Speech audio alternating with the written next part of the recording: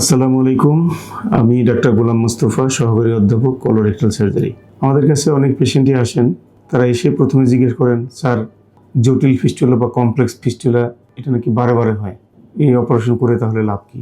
ফিস্টুলার একটা অভ্যাস বা চরিত্র হচ্ছে বারে বারে হওয়ার, কিন্তু এই ফিস্টুলাটা যদি সঠিক নিয়মে সঠিক সিদ্ধান্ত নেওয়া হয়, সঠিকভাবে এটাকে আইডেন্টিফাই করে সঠিকভাবে যদি সঠিক সিদ্ধান্তে সঠিক অপারেশনটা করা হয়, তাহলে কিন্তু এর রিকারেন্স রেট বা আবার হওয়ার প্রবণতা একদমই কমে যায়। যেখানে ওয়ার্ল্ড ওয়াইড এর রিকারেন্স রেট 45%, সেখানে আমাদের সিরিজে মাত্র 6%, অনলি 6%। সুতরাং ফিস্টুলা খুব বারে বারে যে হবে এতটা ভয় নিয়ে ফিস্টুলা চিকিৎসা না করে ঘোরাফেরা করার কোনো যুক্তি নেই। আমাদের কাছে ফ্রিকুয়েন্টলি রেফার হয়ে অনেক রোগী আসেন, তারা অপারেশন করছেন, ভালো হচ্ছেন, কারো কারো ক্ষেত্রে হয়তো বা আবার ফিরে আসছে, দ্বিতীয়বার অপারেশন করে দিলে পুরোপুরি ভালো হয়ে যায়। সুতরাং কমপ্লেক্স ফিস্টুলা ভালো হবে না, এই ধারণা ভুল। কমপ্লেক্স ফিস্টুলার সঠিক চিকিৎসা নিন, সুস্থ থাকুন, ভালো থাকুন।